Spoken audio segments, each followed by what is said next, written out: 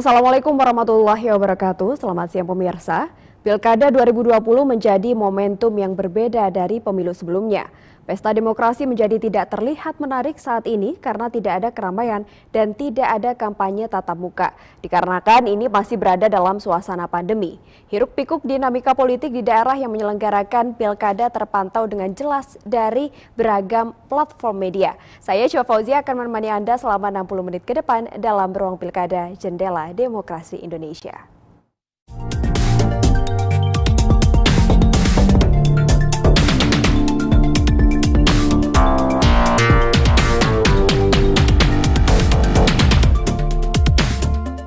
Dan pada siang hari ini kami akan membahas mengenai suasana hari ini dan Pilkada 2020 dengan narasumber yang sudah hadir melalui Zoom Meet kita, yaitu ada Bapak Ahmad Kubi Ali selaku pengamat politik UINSA. Assalamualaikum Gus Bobi. Waalaikumsalam Mbak Syifa. Iya, selamat siang Gus. Selamat siang. Iya, ini akrabnya dipanggil dengan Gus Bobi begitu ya? Insya Allah demikian, Mbak. Insya Allah. Iya Gus, melihat kondisi terkini pelaksanaan Pilkada tahun 2020 yang akan dilaksanakan pada 9 Desember nanti, terjadi pro kontra begitu ya Gus ya. Ada yang informasi yang menyatakan bahwa Pilkada ini seharusnya ditunda saja. Bagaimana menurut pandangan Gus Bobi?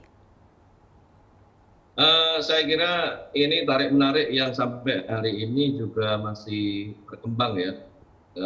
Karena kita lihat dari berbagai macam opini di masyarakat itu mendorong adanya penundaan pilkada ini. Bahkan ormas terbesar NU dan Muhammadiyah, Majelis Ulama Indonesia, kita saksikan bersama juga mendorong agar pilkada ini bisa ditunda pada situasi yang sangat kondusif. Memang ini pada situasi yang sedang kita hadapi ini situasi yang tidak ideal menurut kita. Bahkan di seluruh lini kehidupan saya kira kita bisa saksikan sendiri dari seluruh aktivitas masyarakat tentu terkendala adanya COVID-19. Tentu kita ya dalam suasana dilematis ya. Di satu sisi kita ingin ikut serta di dalam proses demokrasi di Indonesia. Ini sebuah bagian pesta demokrasi, terutama bagi masyarakat yang memilih empati dan sebagainya. Tapi di sisi yang lain ada sebuah hal yang tentu kita ikut prihatin ya, adanya COVID-19 ini tentu banyak aktivitas dan harus ada terobosan-terobosan dari calon atau kandidat untuk dapat meraih hati dan simpati masyarakat. Iya, lalu mungkin bisa dijelaskan Gus kepada pemirsa bahwa dampak positif dan negatif dilaksanakannya Pilkada di tahun 2020 ini seperti apa? Kalau misalnya mundur seperti apa? Kalau misalnya tetap dilaksanakan seperti apa begitu Gus? Saya kira ketika Pilkada pada tepat waktu nanti 9 Desember tentu dalam tata aturan dalam ilmu tata negara ada kepastian hukum, adanya kepastian pada pemimpin yang kita miliki bersama. Karena banyak hal yang tidak bisa pemerintahan itu dilakukan oleh pelaksana tugas atau PLT atau PJS dan sebagainya. Tentu lebih legitimate kalau pemimpin itu berdasarkan aturan yang ada dipilih langsung oleh rakyat dan langsung dapat bekerja menghadapi problematika di masyarakat. Ini sisi positif, jadi ada kepastian bahwa akan segera ada pemimpin baru di masyarakat. Terutama daerah-daerah yang selama ini mengalami stagnasi kepemimpinan. Mungkin kepala daerahnya kurang ada yang terobosan ya kan.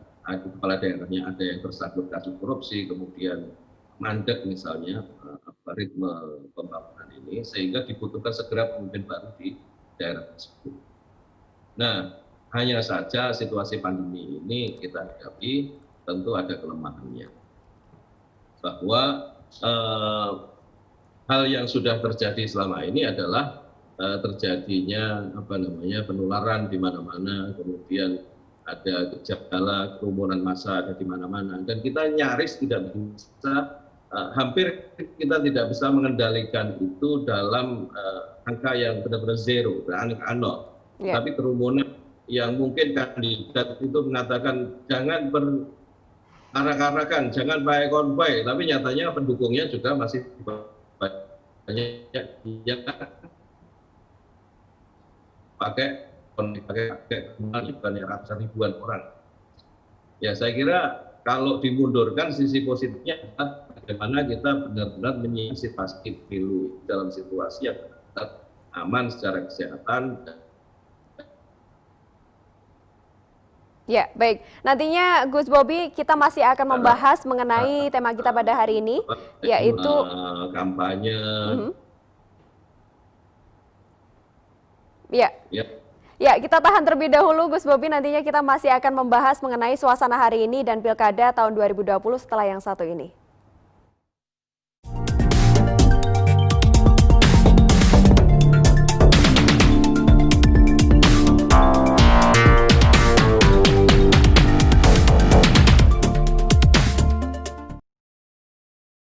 Kolesterol disebabkan oleh banyak faktor, di antaranya konsumsi makanan berlemak yang berlebih seperti seafood, gorengan, junk food, juga disebabkan karena kurangnya aktivitas fisik. Seringkali saya suka makanan yang berlemak atau berminyak. Setelah itu saya mempunyai keluhan pada punggung terasa nyeri dan tangan terasa nyeri. Kolesterol tinggi, Gokoles solusinya. Kuatkan imun lawan corona dengan Imun Plus. Imun Plus merupakan formula berisi probiotik, bakteri mikroflora, baik yang berfungsi untuk meningkatkan daya tahan tubuh dan melawan virus. Imun Plus juga mengandung nutrisi kaya vitamin dan sumber antioksidan buah sirsak, madu, kulit manggis, dan propolis. Imun Plus, nutrisi suplemen probiotik sari buah untuk meningkatkan daya tahan tubuh Anda. Memilih kampus yang unggul. Kampus yang menjadikan kita generasi milenial. Belajar dengan menggunakan teknologi kekinian. Kenapa tidak? Belajar dan mencari ilmu dengan berlandaskan agama. Kami Generasi Rahmatan Lil Alamin.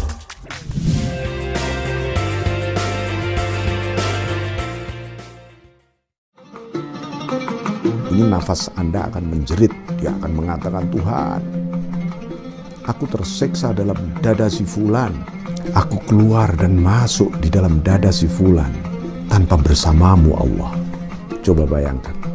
Maka mari, setiap nafas adalah setiap waktu. Tidak boleh kita... Rasa ayam kecap. Bumbu ayam kecap yang meresap sampai ke dalam bikin tambah gemes. Mie gemes praktis langsung dimakan.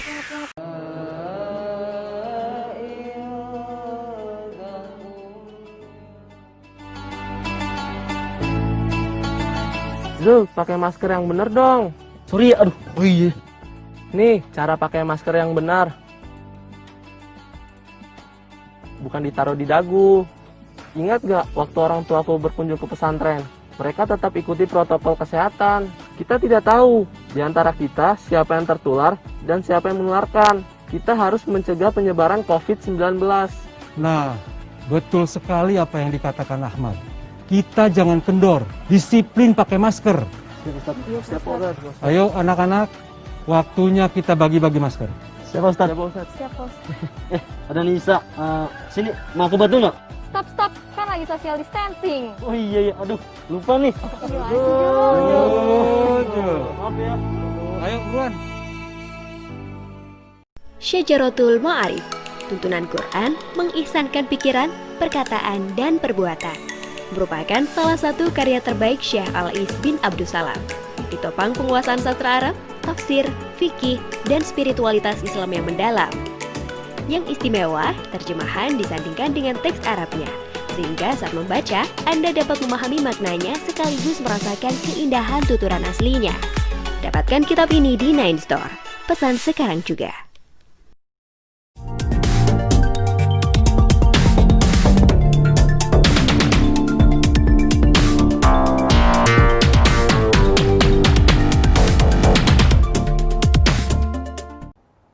Terima Terima kasih pemirsa, Anda masih menyaksikan Ruang Pilkada Jendela Demokrasi Indonesia. Bersama saya Syifa Fauzia dan masih bersama narasumber kita yaitu Gus Bobi dan sudah tersambung dengan narasumber kedua kita yaitu Dr. Edi Suyanto SPFSHM Hakes selaku Kepala Departemen Kedokteran Forensik RSUD Dr. Sutomo FKUA UNER. Assalamualaikum Dr. Edi. Waalaikumsalam warahmatullahi wabarakatuh. Sehat? Sehat, semangat salam begitu sehat. ya. Salam sehat. Baik. Amin, amin. Baik, Dr. Edi mungkin bisa dijelaskan kepada pemirsa bagaimana perkembangan informasi COVID-19 di Jawa Timur, Dokter. Alhamdulillah kita hari ini dapat informasi cukup bagus. Jadi Jawa Timur secara keseluruhan informasi kami dengan data sudah terkendali. Artinya terkendali itu betul-betul kenaikannya tidak tinggi, signifikan tidak tinggi, tetapi angka kesembuhannya cukup tinggi. Tapi tetap harus waspada dengan keterkendalian ini menunjukkan disiplin warga Jawa Timur cukup tinggi. Jadi karena itu mohon ke depan disiplinnya harus ditingkatkan. Agar apa? Agar tidak hanya terkendali tapi menurunkan angka kesakitan, meningkatkan angka kesembuhan. Bahkan kalau kita perlu, kita lakukan gerakan yaitu di disiplin 3M, yaitu cuci tangan, mutlak pakai masker, kemudian menjauhi berkerumunnya orang, menjaga jarak. Saya kira itu, Mbak. Iya. Lalu apakah selama ini sudah ada perubahan zona begitu menuju merah, menuju ke orange atau hijau begitu, Dokter, di Jawa Timur? Ya, artinya dalam hal ini saat ini terkendali itu tidak ada peningkatan, belum ada perubahan-perubahan signifikan dari zona-zona itu. Masih tetap, tetapi dalam artian benar-benar dikendalikan. Jadi penambahannya untuk penyakit itu dikendalikan. Memang belum ada perubahan yang bagus signifikan, ini perlu ditekan lagi. Makanya dengan tadi saya informasi dengan adanya pilkada ini kita harus hati-hati, harus waspada betul. Jangan sampai pesta demokratis ini penting, tapi jangan sampai tidak terkendali jadi menyebabkan kenaikan yang signifikan. Itu. Iya. Dokter Edi, terkait dengan pilkada yang akan dilaksanakan pada 9 Desember 2020 nanti, apakah bagaimana penerapan protokol kesehatan menurut Dokter Edi untuk dapat efektif dan tidak menimbulkan klaster baru begitu, Dok? Baik, jadi ini kan dua hal yang penting. Satu, masalah kewajiban negara sebagai politik untuk menentukan pemimpin yang baik. Dan yang kedua, ini juga masalah bangsa, yaitu masalah kesehatan. Dua-duanya sangat penting. Oleh karena kedua-duanya sangat penting, maka bagaimana kedua-duanya itu dilakukan sinergi, kolaborasi, koordinasi, komunikasi di antara semuanya yang melakukan ini harus bersama-sama. Kepentingannya sama. Jadi oleh karena itu kita memang secara aturan dari pemerintah sudah jelas diatur dengan pilkada harus segera dilaksanakan apapun. Tetapi di sisi lain pemerintah juga mempunyai kewajiban mengendalikan kesehatan, mengendalikan perkembangan COVID ini. Ini juga harus diwaspadai pula. Jadi artinya pemilkada saat ini pemilkada harus menggunakan adaptasi kebiasaan baru. Yang penting bagaimana semua paslon-paslon dan pendukung-pendukungnya diwajibkan harus mengikuti protokol kesehatan. Ya ini penting. Jadi ini sangat penting saya kira. Kenapa? Kalau ini terjadi tidak dilakukan dikendalikan, mungkin pilkadanya jalan, tetapi dampaknya masalah kesehatan jadi luar biasa. Artinya pemimpin itu tidak bisa mengendalikan, tidak jadi pemimpin yang yang kita inginkan oleh rakyat. Padahal rakyat menginginkan pemimpin yang betul-betul paham, mengerti keadilan hukum semuanya dia diketahui. Dan di sisi lain dampak ini tidak bisa dikendalikan kalau dengan tidak melakukan proses pendisiplinan, yaitu patuh kepada 3M. Masker mutlak, menjaga jarak, kemudian cuci tangan. Wajibkan jangan sampai bikin suatu kerumunan orang yang begitu banyak, itu yang sangat bahaya. Makanya itu risiko itu menurut ahli kedokteran dari dokter-dokter biomedik dan dokter-dokter public health nyatakan ini yang sangat dikhawatirkan. Makanya kami berharap betul, kami tetap mendukung, tapi jangan lupa protokol kesehatan tetap dijalankan dengan tegas. Sehingga Pilkada 2020 tetap dilaksanakan asal memperhatikan kedisiplinan 3M begitu ya Dok ya. Betul. Gus Bobi, terkait dengan aturan protokol kesehatan ini memang menjadi sorotan begitu ya di Pilkada tahun 2020. Menurut pandangan pengamat politik, Gus Bobi seperti apa? Saya kira dalam PKPU itu sudah ada penjelasan ya, yang nomor 13 tahun 20 tentang protokol kesehatan pencegahan COVID dalam pilkada ini. Namun dalam praktek di lapangan ini tentu kita ragu ya, apakah protokol kesehatan dalam konteks pilkada ini bisa benar-benar diterapkan. Artinya ketika ada pelanggaran tentu ada punishment, ada sanksi dan sebagainya. Karena ketika ada sanksi tentu implikasinya sangat luas. Misalnya saya tidak bisa membayangkan ketika ada seorang calon kemudian didiskualifikasi karena pelanggaran protokol. Ini pendukungnya apa siap untuk tidak ngamuk misalnya. Nah, bayangkan ini ada 270 kabupaten, kota dan provinsi di Indonesia. Nah, ini tentu saja kita pada posisi yang sangat dilematis. Satu sisi dari penjelasan Dr. Edi tadi, tentu kita berharap bahwa kita ini hari ini sedang boleh dikata kita itu tertatih-tatih untuk kembali atau menata masyarakat dalam pola kehidupan baru. Menyadarkan masyarakat itu begitu susahnya, tentu kita lihat bagaimana Pak Dokter dengan segala penjelasannya di masyarakat pun itu masih dibantah sedemikian rupa, bahkan non sewu ada opini di masyarakat mengcovidkan masyarakat, mengcovidkan orang mati dan sebagainya. Nah, ketidakpercayaan ini tadi tentu ini menjadi agenda besar. Meyakinkan masyarakat aja begitu susah kita. Apalagi nanti dalam situasi pandemi kita harus, misalnya ada aturan tentang kampanye tatap muka maksimal 50 orang. Lalu kandidatnya aja, pendereknya itu, tim suksesnya itu yang datang itu sudah lebih dari 100 orang. Nanti kita bisa membayangkan aturan ini penerapan di lapangannya seperti apa, pengawasannya seperti apa. Boleh jadi ada seorang calon yang kandidat yang mendapatkan sanksi, mendapat peringatan, tapi ada laporan calon yang lain tidak disanksi, ini masalah lagi. Sehingga independensi KPU, Bawaslu nanti juga menjadi tantangan tersendiri.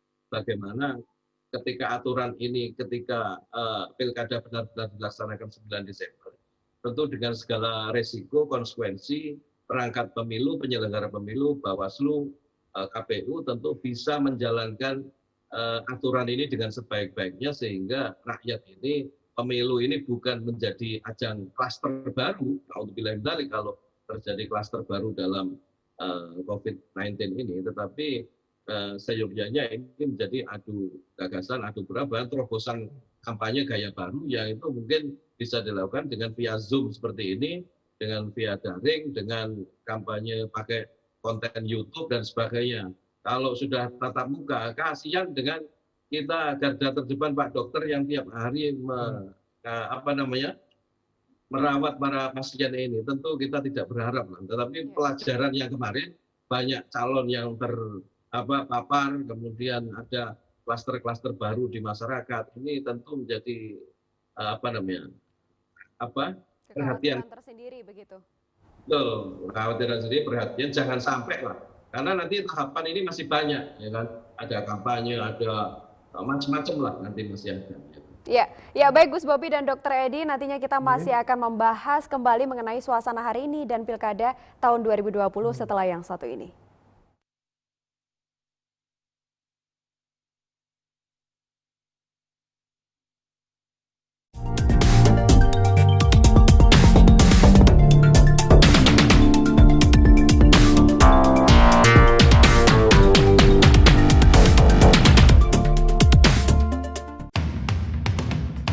French fries 2000.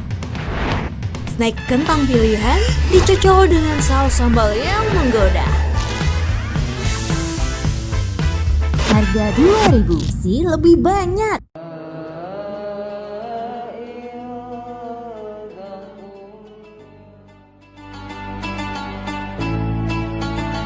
Zul, pakai masker yang bener dong. Sorry, aduh. Oh iya. Nih, cara pakai masker yang benar. Bukan ditaruh di dagu. Ingat gak waktu orang tuaku berkunjung ke pesantren? Mereka tetap ikuti protokol kesehatan. Kita tidak tahu di antara kita siapa yang tertular dan siapa yang menularkan. Kita harus mencegah penyebaran COVID-19. Nah, betul sekali apa yang dikatakan Ahmad. Kita jangan kendor, disiplin pakai masker. Ayo anak-anak, waktunya kita bagi-bagi masker. Siapa Ustaz? Siap, Ustaz. Ada Nisa. Sini, mau aku bantu nggak? Stop, kan lagi social distancing. Oh iya, aduh, lupa nih. Maaf ya. Ayo buruan. Kuatkan imun lawan corona dengan Imun Plus. Imun Plus merupakan formula berisi probiotik, bakteri mikroflora, baik yang berfungsi untuk meningkatkan daya tahan tubuh dan melawan virus. Imun Plus juga mengandung nutrisi kaya vitamin dan sumber antioksidan buah sirsak, madu, kulit manggis, dan propolis. Imun Plus, nutrisi suplemen probiotik sari buah untuk meningkatkan daya tahan tubuh Anda. Kalau berbuat baik li rasulihi pada Rasulullah Shallallahu Alaihi Wasallam bagaimana? Apa cukup kita selawat saja? Tidak cukup. Dicontoh perilakunya semua semampu kita. Misalnya kita jadi pedagang, bisa niru Kanjeng Nabi kejujurannya. Kalau kamu jadi pemimpin, kamu harus amanah, kamu harus ngayomi yang kamu pimpin seperti Kanjeng Rasul Shallallahu Alaihi Wasallam.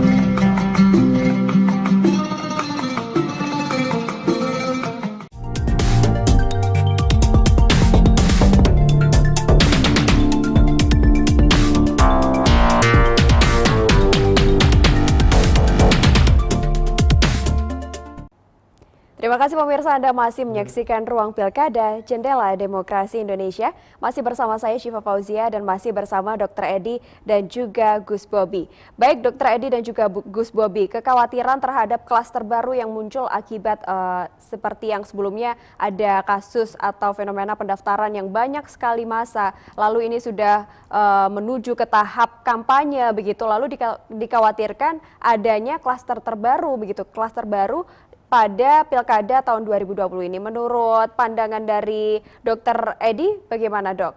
Ya, baik. Jadi sekarang kan kekhawatiran itu sudah diperhitungkan secara ilmu kedokteran. Jadi ilmu itu sudah diperhitungkan. Kemungkinan bisa terjadi. Ya, mudah-mudahan sih tidak.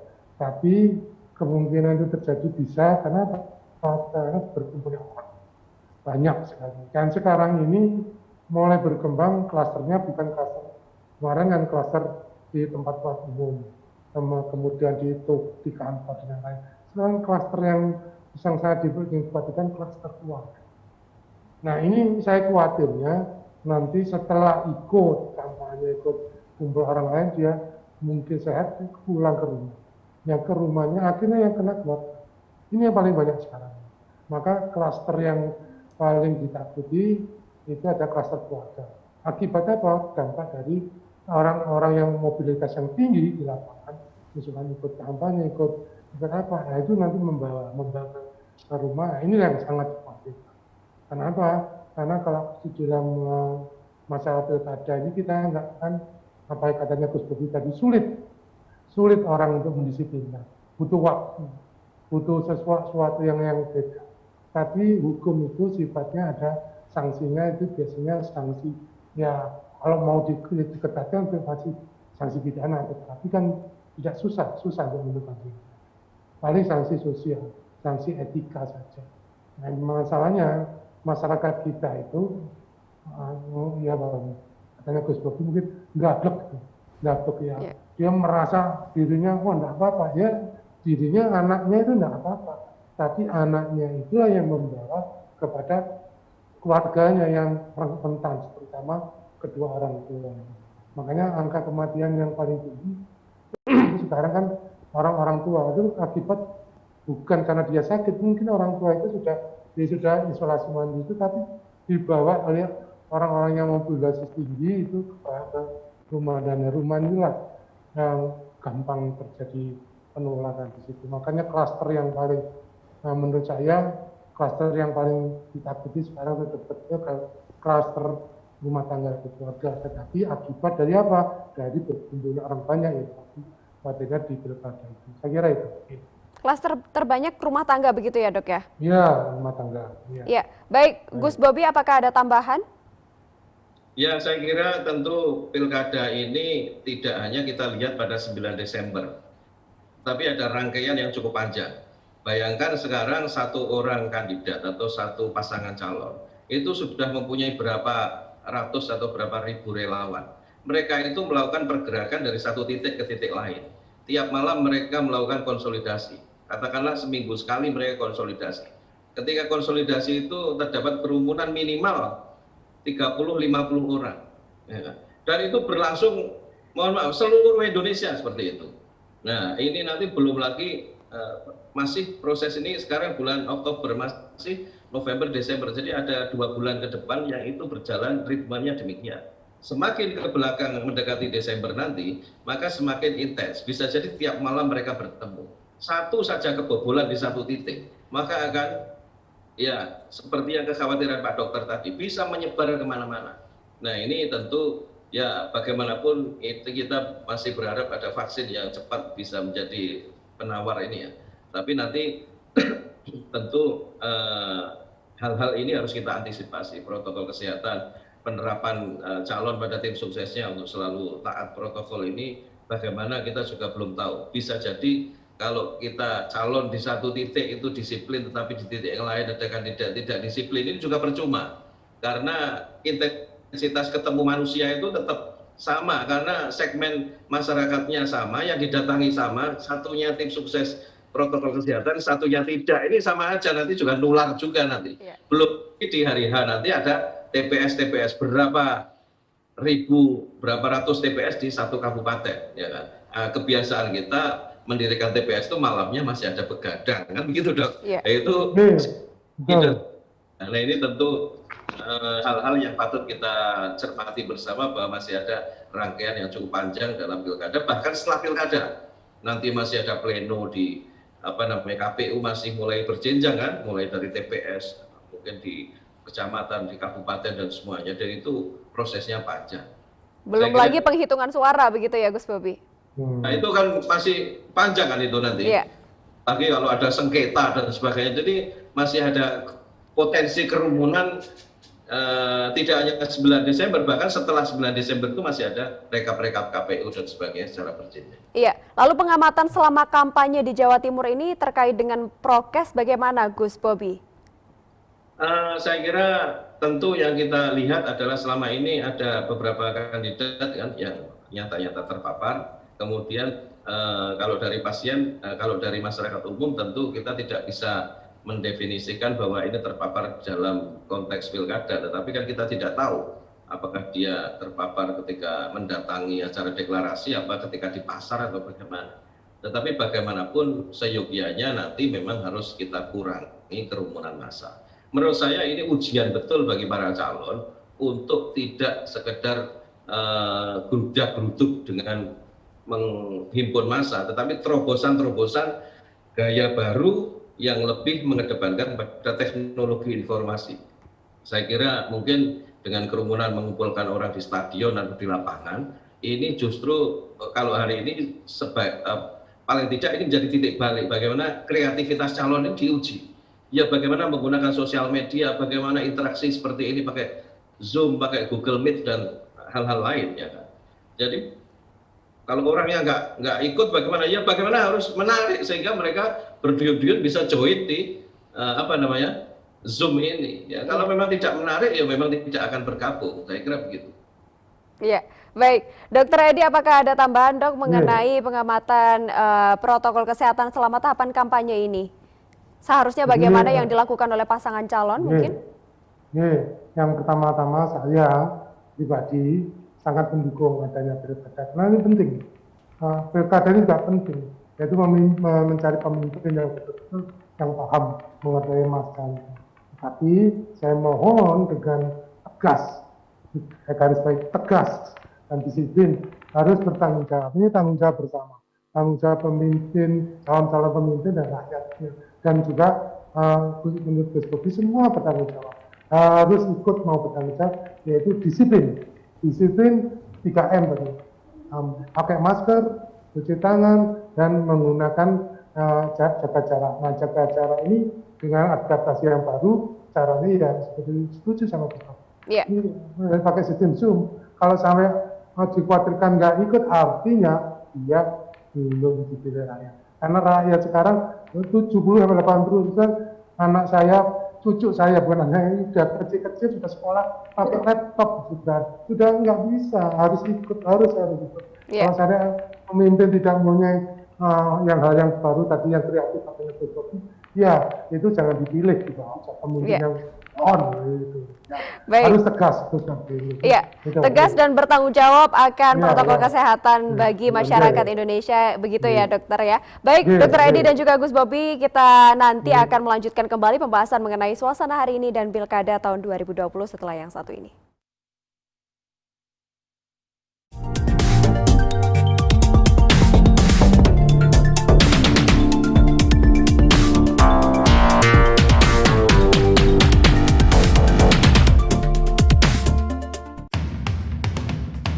French fries 2000. Snack kentang pilihan dicocol dengan saus sambal yang menggoda. Harga 2000 sih lebih banyak. Kolesterol disebabkan oleh banyak faktor, di antaranya konsumsi makanan berlemak yang berlebih seperti seafood, gorengan, junk food, juga disebabkan karena kurangnya aktivitas fisik. Seringkali saya suka makanan yang berlemak atau berminyak. Setelah itu saya mempunyai keluhan pada punggung terasa nyeri dan tangan terasa nyeri. Kolesterol tinggi, Gokoles solusinya. Syajaratul Ma'arif, tuntunan Quran mengihsankan pikiran, perkataan, dan perbuatan. Merupakan salah satu karya terbaik Syekh Al-Is bin Abdussalam. Ditopang penguasaan sastra Arab, tafsir, fikih, dan spiritualitas Islam yang mendalam. Yang istimewa, terjemahan disandingkan dengan teks Arabnya, sehingga saat membaca, Anda dapat memahami maknanya sekaligus merasakan keindahan tuturan aslinya. Dapatkan kitab ini di Nine Store. Pesan sekarang juga. Diterangkan tentang mahsyar, kondisi mahsyar, Masya Allah, wong ribut kabeh. Nang dia pertolongan Allah. Pada saat itu ada kelompok-kelompok sing oleh kemurahan karena Allah merasa tinggi, merasa ada pengayom. Siapa 7 kelompok ini? Sab'atun. Dari di antara 7 ini, siji imamun adil, penguasa yang adil.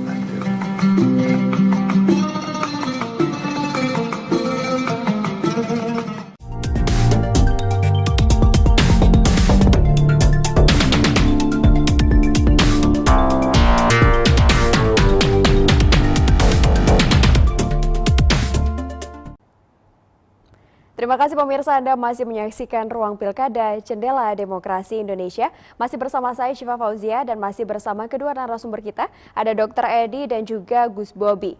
Baik, Gus Bobi dan juga Dokter Edi, seperti yang kita ketahui selama masa COVID-19 ataupun masa kampanye ataupun tahapan-tahapan menuju Pilkada tahun 2020 ini, kita mengetahui bahwa masyarakat itu cenderung untuk memiliki sikap meremehkan begitu akan protokol kesehatan. Bagaimana tanggapan dari Dokter Edi?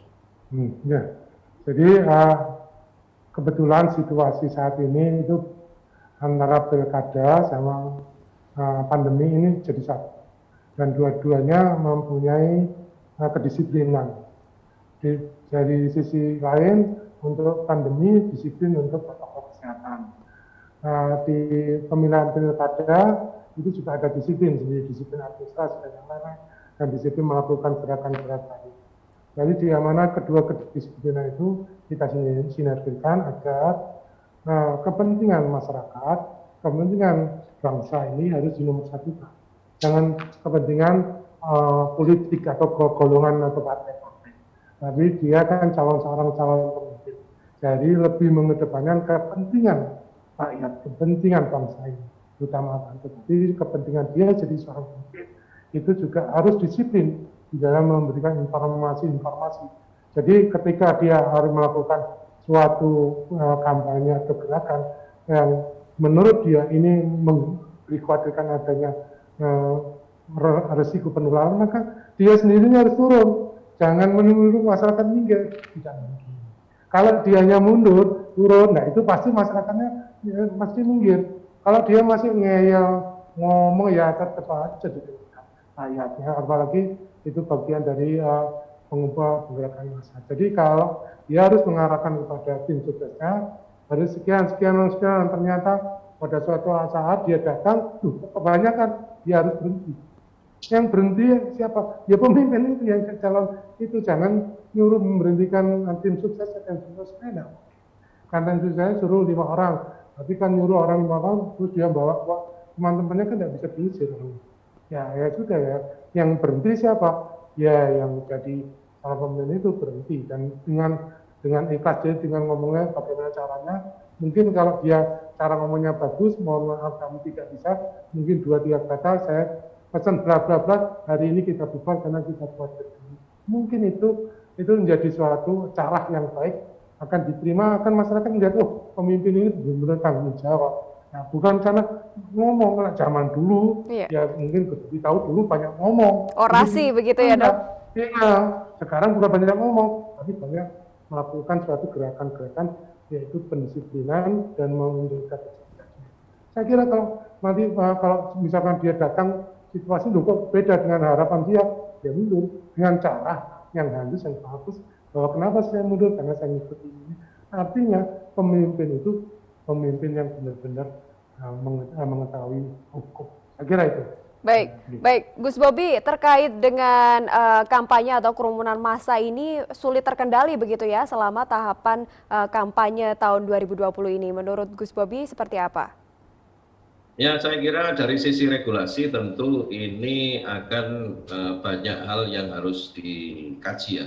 Terutama kalau PKPU tahun nomor 13 tahun 2020 ini, dia tidak berdiri sendiri karena ada aturan Undang-Undang nomor 10 tahun 2016. Artinya ketika aturan KPU ini diterapkan tentu mentok pada berhadapan-hadapan dengan undang-undang. Artinya ada aturan yang tertinggi. Kalau mau diterapkan, misalnya diskualifikasi misalnya di undang-undangnya nggak ada seperti itu. Ini menjadi masalah lagi ini.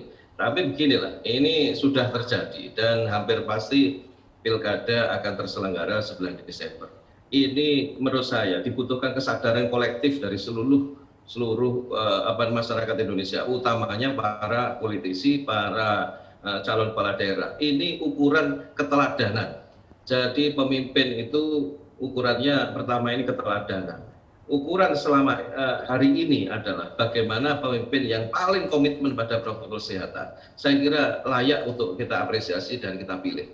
Saya justru merasa risih, ya kan. Saya mengikuti Instagram beberapa politisi ada di Jawa Timur, di Jawa Tengah. Mereka itu justru bangga dengan situasi arah-arahan yang diikuti ribuan orang, kemudian dimasukkan Instastory. Itu bukan menjadi aib, tapi malah dibanggakan, dimuat di story-nya Instagram. Saya kira ya kita patut kecewa lah dalam situasi seperti ini kok masih nuwun sewu. Jadi perspektifnya tidak boleh mundur seperti yang lalu. Ukurannya kerumunan massa, tetapi hari ini ukurannya adalah tingkat kepatuhan dan kedisiplinan. Politisi, calon kepala daerah yang paling komitmen terhadap protokol kesehatan dan memiliki kepekaan dalam situasi seperti ini, menurut saya layak kita pilih, menurut saya. Kira-kira begitu. Sehingga Gus Bobi bisa dikatakan bahwa pasangan calon yang ada di Jawa Timur ini masih kurang adanya kepatuhan begitu untuk menyadarkan masyarakat terhadap protokol kesehatan selama COVID-19 ini, atau bagaimana Gus Bobi? Ya, saya kira yang kita lihat adalah bahwa dalam proses pendaftaran kemarin nyata-nyata, saya tidak mengatakan satu calon ya, ini hampir semua calon ya di Jawa Timur itu masih mengandalkan paradigmanya adalah masih paradigma kerumunan massa. Jadi banyak iring-iringan dan arak-arakan itu mereka merasa mendapat legitimasi publik. Nah ini sebetulnya yang harus dirubah. Sehingga ukuran banyaknya massa itu bisa dianggap sebagai kekuatan kemenangan begitu ya, Gus Bobi? Iya, karena situasinya mereka ukurannya adalah ukuran di masa normal. Sementara hari ini adalah situasi pandemi yang menurut saya ukurannya bukan itu, tapi harus merubah mindset. Mindset calon pemimpin, mindset rakyat itu juga harus dirubah. Jadi misalnya kalau kita menggunakan sosial media ya, setiap postingan di Facebook atau di Instagram berapa ribu orang yang memberikan like ya, misalnya. Ketika seorang calon melakukan posting di YouTube, berapa subscriber, berapa komen yang ada. Saya kira ukurannya harus berubah sekarang itu. Jadi kalau kerumunan itu satu juga tidak efektif, pemborosan, dan juga tentu saja efek-efek yang lain ya, berapa BBM yang dikeluarkan, berapa asap knalpot yang menjadi racun, yang menjadi masalah kesehatan yang lain juga. Ya saya kira kemacetan yang terjadi, saya kira itu masalah mindset masyarakat yang masih masih budaya rame-rame itu masih terbawa, padahal dalam situasi yang seperti ini. Iya. Lalu peraturan dalam PKPU 13 begitu ya, Gus Bobi, bahwa larangan kampanye yang melanggar ada pertemuan akbar, lalu tidak boleh mengadakan konser, pawai budaya, dan lain sebagainya, itu tepat begitu, Gus Bobi? Ya, saya kira aturan KPU itu harus benar-benar disosialisasikan. Karena yang terjadi itu kadang-kadang adanya kesenjangan. Masih ada pelanggaran begitu, Gus Bobi? Ya, ada kesenjangan informasi, ada disparitas antara elit politik dengan masyarakat di bawah. Yang di bawah itu, yang elit itu mungkin sudah tahu aturannya, tetapi tidak melakukan sosialisasi secara tegas. Yang bawah itu kadang-kadang belum jelas tahu aturannya, tapi kemudian masih kumpul-kumpul. Sehingga menurut saya sinergi antara calon, antara partai politik, KPU, Bawaslu, dan masyarakat ini benar-benar harus terjadi. Supaya apa? Supaya aturan ini benar-benar dimengerti oleh seluruh masyarakat. Saya kira begitu, Mbak. Baik. Kita ke Dr. Edi. Dr. Edi, apakah dari sisi kesehatan atau tenaga kesehatan ini, apakah memunculkan keraguan begitu terhadap protokol kesehatan yang harus didisiplinkan begitu, harus tegas dilakukan selama pandemi COVID-19 terkait dengan Pilkada 2020? Ya, saya kira itu kita antisipasi, kita mempunyai kemungkinan itu dilanggar itu besar. Undang-undang itu kan hanya artinya mengatur seseorang. Ada aturan undang-undang itu ada sanksi, dan sanksi pun saat ini sanksi administratif, tidak ada sanksi pidana kalau menurut saya dia. Tetapi dari tim kesehatan pada saat ini contoh aja, pada saat pemeriksaan kesehatan kita membuat aturan tegas, melakukan suatu SOP yang tegas di Rumah Sakit Dr. Somo waktu saat itu. Jadi para calon harus begini, harus swab dulu, harus ini dulu, dan itu tegas kan. Kalau dia nggak mau, kita suruh keluar. Nah itu tegas. Kalau nggak mau, suruh keluar. Jadi kalau dia mau, ya silakan kita periksa di Rumah Sakit Dr. Jadi diberikan di KPU ada aturan-aturan yang tegas yang harus dilakukan sebelum pemeriksaan. Ketika dilakukan pemeriksaan pun yang datang siapa, yang punya kepentingan siapa, Anda. Kalau yang nggak punya kepentingan harus didampingi, misalkan keluarganya saja satu. Tapi orang lain tidak boleh. Kalau dulu memang yang dulu yang Bobi tahu, dulu tuh Dr. Somo kebel ada press release sekarang kemarin waktu itu kita larang semua, kita tegas. Kalau tidak mau, nggak usah periksa di yang lain. Jadi kita harus tegas. Itu hukum kalau harus dilakukan tegas. Tetapi sisi lain tadi saya katakan seperti Bobi tadi saya setuju. Ini fungsi keteladanan pemimpin yang diuji. Jadi carilah pemimpin yang mengutamakan teladan. Jadi pemimpin yang teladan, yaitu dia tahu yang mengkoordinir sendiri. Tadi saya katakan, misalkan dia mau melakukan suatu orasi atau apa, ternyata tidak mau mengikuti protokol kesehatan, dia harus mohon maaf kepada pendukungnya begini. Jadi dia yang mengundurkan diri, jangan rakyatnya pendukungnya itu bubar, tidak bisa. Karena masyarakat itu tidak paham aturan hukum, juga ngerti. Nah, yang ngerti itu ya pemimpin. Pemimpin dan calon-calon pemimpin itu ya. Makanya calon-calon pemimpin itu harus yang mengerti, yang paham tentang protokol kesehatan. Dan ketika dia mau melakukan apapun program politik, dia harus ngomong ini nggak sesuai. Jadi dia mau mundur, tapi dengan cara mundur yang baik. Jadi saya katakan contohnya ke Bobi, pendaftaran arah-arahan ini ngapain? Oh, daftar arah-arahan cukup. Itu pemimpin yang tidak teladan. Betul, Gus. Saya ingin carilah pemimpin yang aman. Gitu ya. Iya. Lalu Dr. Edi, terkait dengan protokol kesehatan yang seharusnya diterapkan pada TPS pada nanti pada pelaksanaan tanggal 9 Desember seperti apa, Dokter? Ya, saya kira itu kan 3M itu jelas. Jadi 3M itu jelas, tapi nanti kalau di TPS kalau bisa dikasih tempat duduk yang ada jaraknya, atau dibikin jam. Misalkan di satu RW ada berapa RT gitu ya, 5 RT misalkan, ada TPS 1. Jadi RT 1 jam sekian. Terus RT 2 jam sekian. Dan juga jadi tidak duduk kayak biasa kalau dulu kan duduk karuan PD. Sekarang kalau boleh nanti saya mohon KPU, misalkan TPS 1 RW 1 ada berapa RT? Ada 5 RT. Oh, RT 1 jam sekian, RT 2 jam sekian, RT sekian, kecuali kalau memang ada sesuatu hal dengan alasan tepat, itu boleh ikut. Tetapi kalau enggak, ya itu kan belajar mengajarkan disiplin selain 3M tadi loh ya. Iya.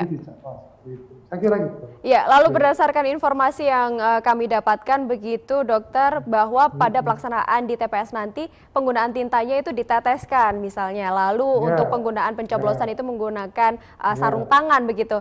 Lalu biliknya juga dipisahkan, ada physical distancing. Menurut Dokter bagaimana, Dok?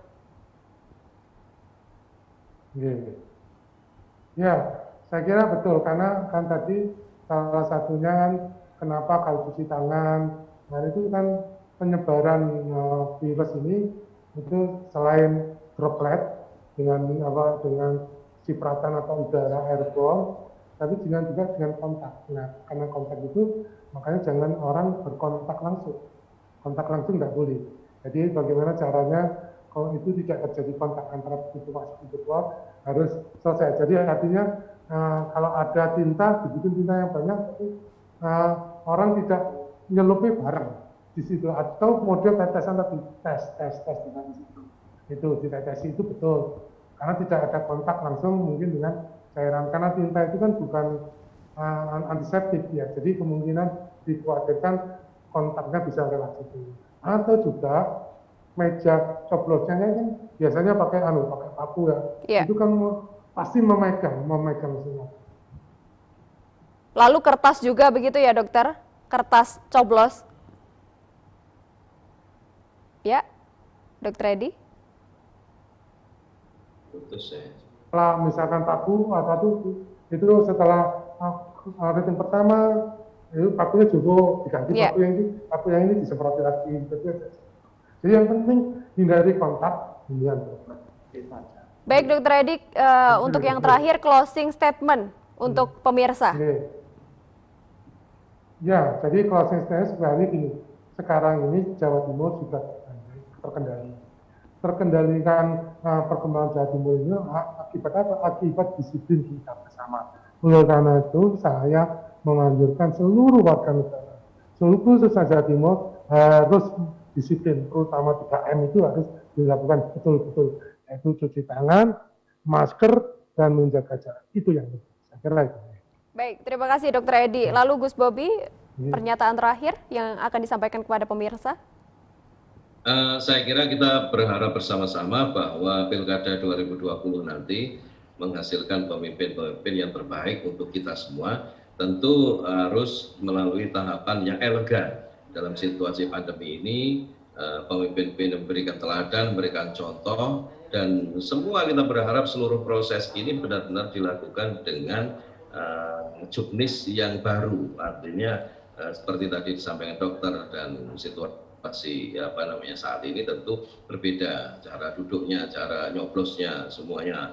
Kebiasaan biasanya setelah coblosan masih kongko ngopi di depan TPS dan sebagainya, itu mindset itu yang harus dirubah. Jadi segera kembali ke rumah, kemudian sesuai dengan mekanisme, ada saksi, ada pengawas dan sebagainya, kita pasrahkan pada mereka, tentu dengan pengawasan kita bersama-sama. Toh teknologi informasi kita bisa pakai video streaming dan sebagainya untuk memantau kegiatan itu. Jadi kita bisa pantau itu di rumah sebagaimana kita hari ini. Baik, terima kasih sekali lagi Gus Bobi dan juga Dr. Edi yang sudah bergabung pada hari ini. Pak Ahmad Kubi Ali selaku pengamat politik UINSA, terima kasih banyak Gus Bobi. Lalu terima kasih banyak juga kepada Dr. Edi Suyanto, SPF, SH, MHKes, selaku Kepala Departemen Kedokteran Forensik RSUD Dr. Sutomo FKUA UNER. Terima kasih Dr. Edi atas diskusinya pada hari ini dan beragam siasat untuk menyukseskan Pilkada 2020 yang digelar di tengah pandemi pada 9 Desember mendatang mulai dilakukan oleh KPU. Dan pemerintah dan juga Komisi Pemilihan Umum mempunyai PR untuk meyakinkan masyarakat bahwa penyelenggaraan Pilkada serentak 2020 aman dari penularan virus corona dan meningkatkan suara pemilih. Saya Syifa Fauzia, pamit undur diri. Wallahul muwaffiq ila aqwamit thoriq. Wassalamualaikum warahmatullahi wabarakatuh.